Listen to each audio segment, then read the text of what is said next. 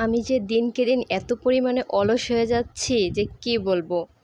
তো এটা হচ্ছে ঈদের আগের দিনের ভিডিও ছিল। মেবি আমাদের মানহা মামনির বার্থডে ছিল ঈদের আগের দিন।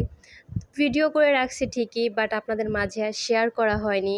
আর মেন কথা হচ্ছে আমি রোজার পরে ঈদের দিন থেকেই প্রচুর পরিমাণে অসুস্থ ছিলাম। তারপরে একটু এদিকে ওদিকে ঘুরতে গেছিলাম আত্মীয় স্বজনদের বাসায়। তো সব কিছু মিলায় আর কি ভিডিওগুলোকে এডিট করাও হয়নি আর ছাড়াও হয়নি। তো এখানে যে আমাদের মানহা মামনির ওই দিন বার্থডে ছিল, যার কারণে ওর বাবা হচ্ছে এই বেলুন নিয়ে আসছিলো। এগুলোকে আমরা সবাই মিলে, যে কজন ছিলাম সবাই মিলে এগুলো সব ফুলাইয়া তারপরে এখানে একটু শয়তানি করতেছিলাম।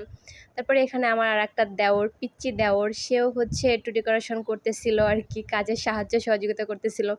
বুঝতেই তো পারেন রোজার পরে কার অতটা শরীরে কারো এনার্জি নেই। তারপরে হচ্ছে যেহেতু আম্মুর বার্থডে, সেই জন্য আর কি আম্মুর জন্য ছোটোখাটো একটু আর কি করার চেষ্টা করতেছিলাম আমরা সবাই মিলে। তো করছিলামও। তারপরে এই যে মানহার কেক কাটা হচ্ছে। আমি মেবি বেশি একটা ভিডিও করতে পারিনি, টুকিটাকি একটু করছি আর সেটাই আপনাদের সাথে শেয়ার করতেছি। তো সবাই মিলে ওর হাতটা ধরে আমরা কেকটা কাটলাম। তারপরে দেখেন ও কিন্তু খুব হ্যাপি ছিল। ও মনে হচ্ছিল যেন ও সব বুঝে। ওর বাট 1 বছর পূরণ হয়েছিল ওই দিন। তারপরে তো সবাই মিলে আমরা কেক ভাগাভাগি করে খাচ্ছিলাম, অনেক মজাই করতেছিলাম, কিন্তু অসুস্থতার কারণে ভিডিওটা আপলোড করতে পারিনি।